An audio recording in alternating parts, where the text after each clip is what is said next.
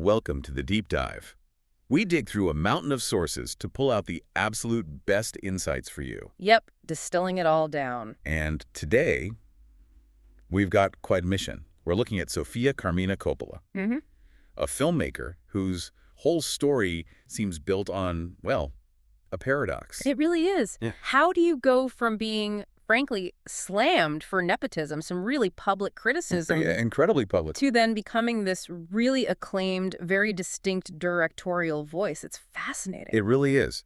And that's our goal here, to give you the shortcut to understanding how she did it, how she navigated that whole Hollywood royalty thing to carve out her own space. A space that's really defined by certain themes, right? Isolation, femininity, confinement. These ideas keep coming back. Absolutely. And you can't ignore the legacy. It's huge. We're Yeah. talking multi-generational Oscars here. That's the big nugget, isn't it? Third generation, her grandfather, Carmine Coppola, won. Her father, Francis Ford Coppola, obviously won. And then she wins.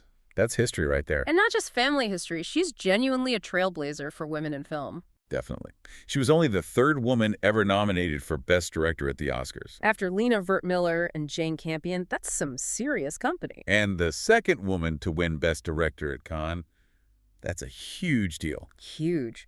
So she's got this massive pedigree, but also these significant firsts for female directors. And she wears so many hats. Director, obviously, screenwriter, producer. Actress, too, which we'll definitely get into. Really will. But also fashion entrepreneur, photographer. These aren't just, side interests. No, they're absolutely woven into her work, into that specific visual style she has. It all feeds in. So a career really built on dealing with intense scrutiny right from the very beginning. Literally from birth. Okay, so let's unpack this family tree because it's a lot.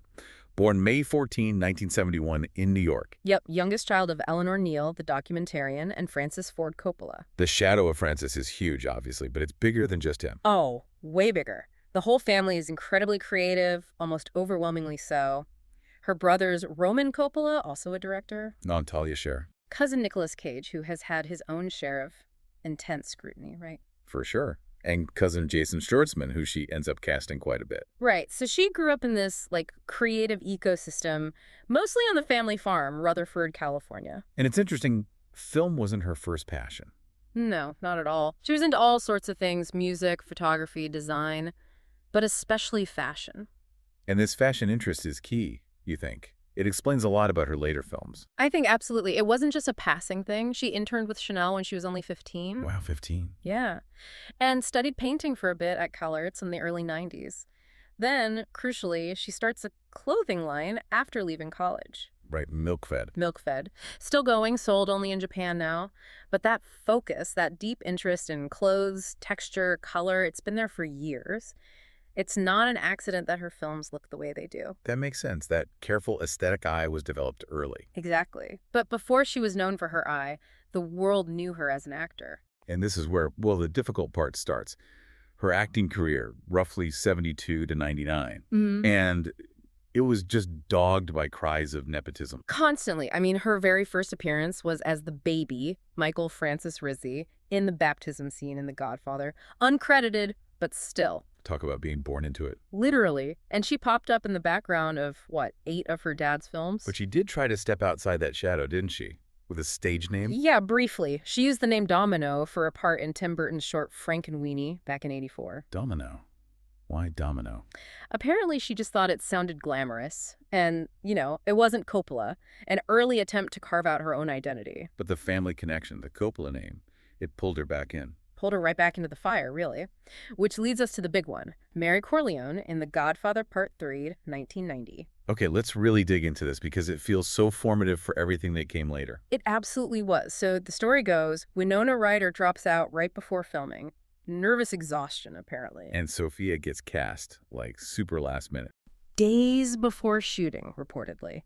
And the reaction was immediate and pretty vicious. Vicious is the word. Critics just tore into the performance, said it was weak, out of place. A massive distraction in what was meant to be this epic conclusion. Some reviews were brutal, suggesting she actually damaged her father's film, his legacy even. And definitely damaged her own career before it had even really started. Unequivocally. And the public shaming aspect was intense. Those Golden Raspberry Awards. The Razzies. Yeah, she won Worst Supporting Actress. And Worst New Star. For the same role? Ouch. At 19 years old, with that name, that's a defining kind of public humiliation. It really is. But here's the crucial part, the insight that connects to her directing career, her reaction to all this. What did she say about it? Essentially that it didn't really hurt her that much personally because she never actually wanted to be an actress in the first place. Really? Yeah. She said she only did it as a favor to her dad to help him out when Ryder dropped out, so the failure wasn't tied to her own ambition, her own passion. Okay. So it wasn't like her dream was crushed. It was more like she learned a lesson about being in the spotlight without control. Exactly. The cost of being watched, judged when you don't even want to be on that stage. So she retreated. Makes sense. She pretty much stopped acting after that, right? Almost entirely. There were a few things later, like a tiny cameo, sachet, in Star Wars, Episode I. Oh, yeah. I don't remember that. Well, crucially, she's silent and kind of hidden by the costume and makeup. Very different from Mary Corleone. Right. Staying out of the direct spotlight. And she popped up in some big music videos in the 90s, Madonna, Chemical Brothers, Sonic Youth, so she stayed in the visual world, the collaborative world. But not performing, not the center of attention in that same vulnerable way. Precisely. Setting the stage, really, for becoming the one behind the camera, the one in control of the frame. The auteur emerges. So yeah, the move to directing wasn't some grand plan from the start. She kind of fell into it. Sort of stumbled upon it, yeah. She'd resisted the whole family filmmaking thing. But then she made her first short film, Lick the Star, in '98. And that clicked for her. Big time. She said it was like, oh, this brings everything together. All the things she loved, photography, design, music, telling a story. It gave her control. Control she didn't have as Mary Corleone. Exactly. Which leads right into her first feature, The Virgin Suicides, 1999. And you can immediately see her style forming. Yeah, that atmospheric quality, focusing on the girls' inner lives, not so much on a driving plot. Totally. She found Jeffrey Eugenides' novel back in '95 and really connected with it. And think about the theme.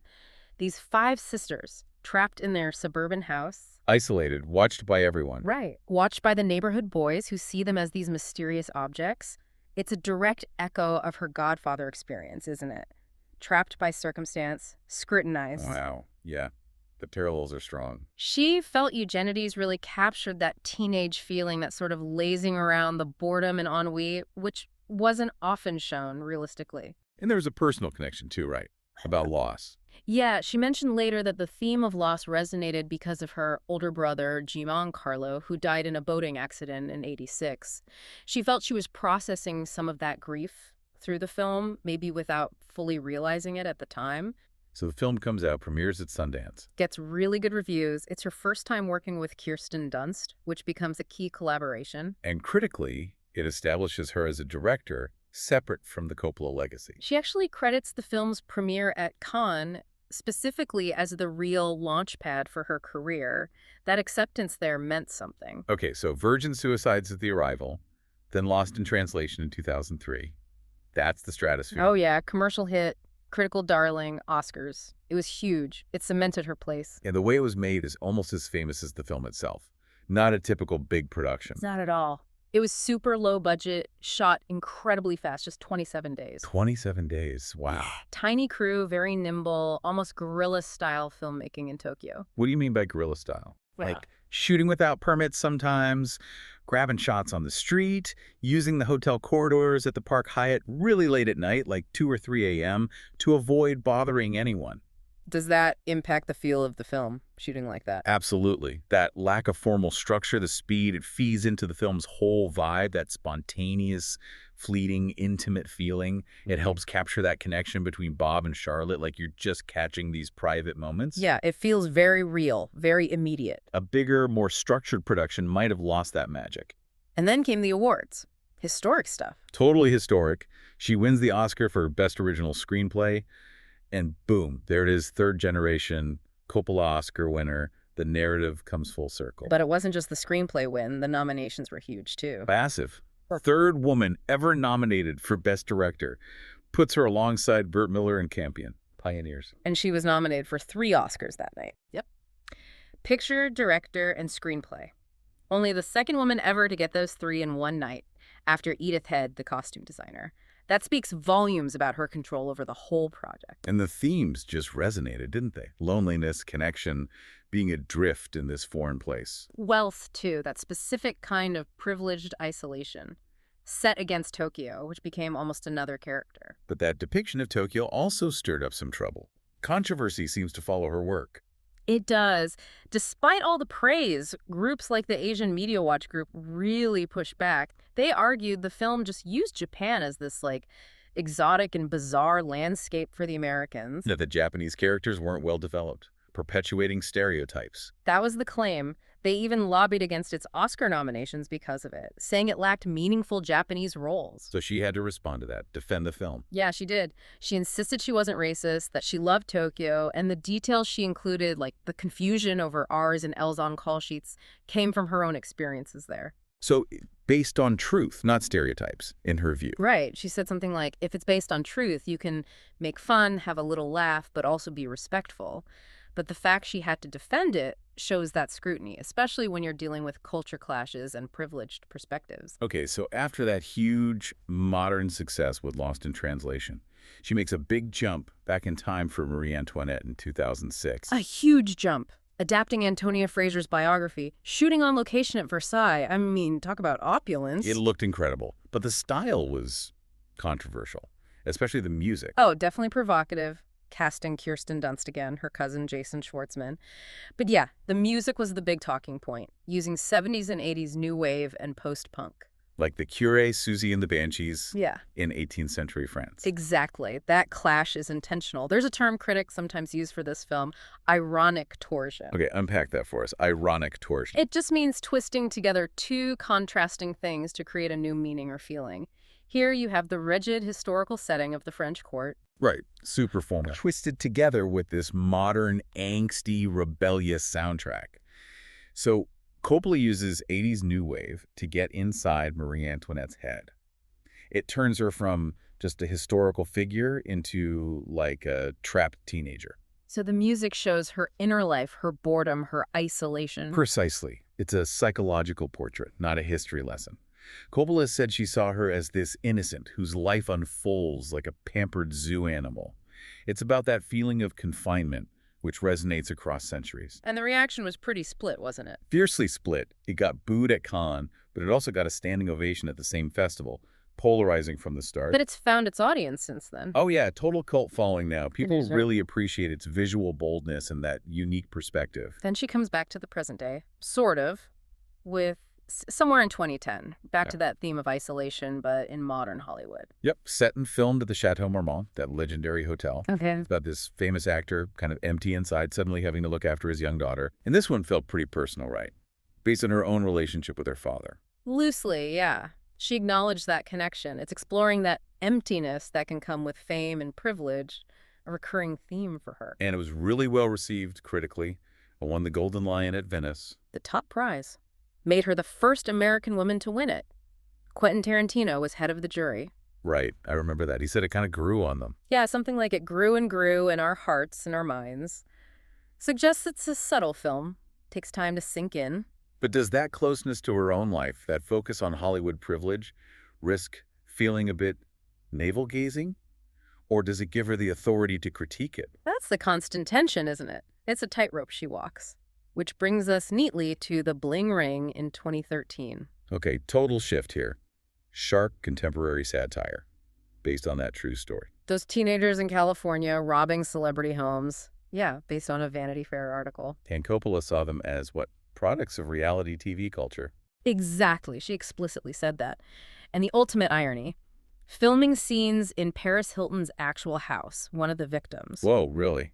That's meta. Super meta. So the intent seems clearly satirical, a comment on materialism and fame obsession. But did the satire land? That was the debate. That was a big debate. Some critics felt maybe it didn't go far enough, that it ended up just showcasing the materialism, listing off name brands and staring at their phones without really condemning it. Like it might have accidentally glamorized the whole thing. That was the argument. Did she trust the audience too much to see the critique?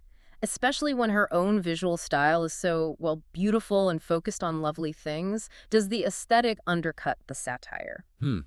Interesting point. And that tension, that question about her choices and what gets left out, Right. really flared up with her next film, The Beguiled. in 2017. Yeah, big time. This was a genre shift again, Southern Gothic thriller. A remake, sort of that old Clint Eastwood movie from '71. A reinterpretation, she called it, starring Nicole Kidman, Elle Fanning. Smaller budget, under $10 million. But it got huge recognition. Won her Best Director at Cannes again. Second woman ever, first American woman. Massive achievement. Huge. But the conversation immediately pivoted to what wasn't in her version. Right. She said she wanted to tell it purely from the women's perspective, that the original made them seem like crazy caricatures. Which sounds reasonable. But then came the whitewashing controversy. That was the specific issue there. In the original novel and in the 1971 film, there's a supporting character who is a black female slave, Hallie. Coppola removed that character entirely from her version. Okay. And the criticism was? That by removing her, she was essentially erasing the reality of slavery from the Civil War-era Southern setting, making it easier to focus on the psychodrama of the white women in their beautiful, isolated world, ignoring the racial context to protect the aesthetic, basically. That's a serious charge. How did she respond? She talked about wanting to tell a specific story, maybe feeling she couldn't handle the topic of slavery sensitively enough. She also mentioned having young girls in her audience, maybe implying she wanted to avoid depicting certain brutalities. But the criticism stuck. That she prioritizes the privileged viewpoint. It definitely fueled that ongoing critical conversation about her work. The focus on privileged women, the gorgeous aesthetics, and what gets sidelined or ignored in service of that focus. And she pushes back against labels, doesn't she? Like feminist filmmaker. Yeah, she tends to avoid saying her work is feminist, prefers to say it has a female perspective. What's the difference, do you think? Maybe female perspective feels more observational, less explicitly political, less pressure to make grand statements, perhaps. She also said she made the Beguiled's beautiful, poetic style, partly as a reaction against what she saw as the harsh Los Angeles aesthetic of the bling ring. Interesting. Always refining that visual language. Okay, so let's get up to her more recent work. 2020 saw On the Rocks. Right, back to New York, reuniting with Bill Murray. Felt a bit like familiar territory in some ways. Yeah, comedy drama. Rashida Jones plays his daughter, exploring that father-daughter dynamic again. Definitely lighter than The Beguiled or Somewhere. It's about the daughter thinking her husband might be cheating and her charming, slightly roguish dad helping her investigate. It got good reviews, right? People seem to enjoy it. Yeah, praised for being witty, well-directed, but maybe not seen as like a major work in the same way as her earlier stuff. Some critics said it probably wouldn't reach that iconic status of Lost in Translation. More like a comfortable, well-made film within her established style. Felt that way. Skilled, enjoyable, but maybe not breaking new ground. Then came Priscilla in 2023. And this felt like a return to those core themes of female isolation under intense pressure. Totally. Based on Priscilla Presley's memoir, Elvis and Me. And it came out not long after that big Baz Luhrmann Elvis movie. Felt like a direct response, almost. A definite counterpoint. Luhrmann's was all spectacle. Coppola's is the opposite, super intimate, focused entirely on Priscilla's experience. Getting inside Graceland from her perspective. Yeah, focusing on Elvis's darker domestic side, she called it, the control, the alleged emotional and physical abuse, the feeling of being this young girl trapped in that opulent cage. Showing her side of that famous relationship. Exactly. And Coppola said she drew on her own teenage memories growing up in the Bay Area, that feeling where everything being epic and important, senses heightened. To connect with Priscilla's intense, controlled world inside Graceland. Right. And the film got a lot of praise. Some people called it her best since Lost in Translation. But biography, especially about figures like Elvis and Priscilla, it always attracts scrutiny. Always. Lisa Marie Presley, before she passed away, apparently contacted Coppola. Oh, really? What about? Expressing concern that some aspects of the portrayal of Elvis in the film didn't quite align with what Priscilla had originally written in her memoir. So navigating those conflicting narratives and memories. It's complex. Extremely complex. And again, it puts Coppola in that position of interpreting these very specific, privileged, and complicated lives. Beyond the features, though, she keeps so many other creative projects going. It's not just a film every few years. No, her portfolio is really diverse. And it all seems to feed back into her main work, refining that aesthetic. Like her TV work. Yeah. Didn't she do something way back on Comedy Central? Yeah, High Octane in the mid-90s, co-helmed it, focused on underground music, kind of counterculture. But her commercial work is maybe more revealing. Right. She directs a lot of ads, and they often feel very Coppola-esque. Totally. That Christian Dior one, Miss Dior Cherie from 2008, it's super popular online still. Yeah. Dreamy, Parisian, very atmospheric. Like mini versions of her films. Exactly. She did Gap holiday ads, too. They're not just paychecks. They're like little visual exercises, honing that style. And she's moved into streaming projects, too. Yep. Directed that Netflix special of Very Murray Christmas back in 2015. Got an Emmy nom for it. Oh, yeah, with Bill Murray again. And she's developing an Edith Wharton adaptation, The Custom of the Country, for Apple TV Plus Look. Wharton seems like a perfect fit. Wealthy women, restrictive society. Right up her alley. And she even popped up as herself in an episode of What We Do in the Shadows. No way. The Vampire Show. Yeah, in 2022. Just a fun little guest spot. Okay, and she's even directed opera. Yep. La Traviata in Rome, 2017. Her first time directing stage opera. What prompted that? A big part of it was getting to collaborate with Valentino Garavani, the fashion legend. He did the costumes. Ah, the fashion connection guy. Always there. And it was a massive hit. Biggest box office success for that opera house in Rome since, like, 1880. Wow. Did she bring her usual style to it? She said she wanted a modern take to bring out the personal side of the courtesan, Violetta. That hidden emotional life behind the public facade, classic Coppola theme. And fashion continues outside of costumes, too. Modeling, photography. Yeah. Still models occasionally, like for Marc Jacobs. Shot photos of Paris Hilton for Elle. Keeps the milk-fed line going in Japan. And just recently, a lip balm line with Augustinus Bader. She stays busy. But maybe the most interesting recent thing is her focus on her own archive. Oh, that 2023 book, Sofia Coppola Archive, 1999-2023. Yeah, that's significant. It's her own collection, right? Behind-the-scenes stuff, notes, scripts. Exactly. Annotated scripts, photos, mood boards from all 8 of her films up to that point. After all that early criticism and media chaos, this feels like her taking complete control of her own narrative, her legacy. 100%. She's meticulously documenting her process, defining her context. She's even launched her own book imprint with MacBooks. And there's another book coming. Yeah, a Virgin Suicides photo book planned for 2025. So she's not just making the art, she's actively curating how it's remembered and understood. Total control. Hashtag tag outro. So when you pull it all together, what's the picture of Sofia Coppola that emerges? Well, she's undeniably this director focused on intimate, often female-centric stories about people feeling isolated, usually amidst privilege. Right. And she managed this incredible turnaround from that disastrous public failure in Godfather III. Yeah, that potentially career-ending moment. To becoming this Oscar-winning, Cannes-winning director with a really distinct, refined style, focused on those internal emotional landscapes. She uses opulence Versailles, Tokyo skyscrapers, Hollywood mansions, not just for show, but as the backdrop, the container for these very universal feelings of loneliness, disconnection, being trapped. And she uses her own unique background, growing up in that intense spotlight, as her source material, her authority. Absolutely. Which might also explain her own fierce protection of her privacy now. Yeah, she keeps her family life husband, Thomas Mars, the daughters Romy and Cosima, very private. Very intentionally so. She said she wants her daughters not to become jaded, maybe learning from her own overexposed youth, protecting them from that scrutiny. It makes sense. If your work explores gilded cages, you probably want to keep your own family out of one. Exactly. And looking at her career overall, there's this real mastery of subtlety, right? Like we saw in Priscilla. Definitely. She doesn't shout.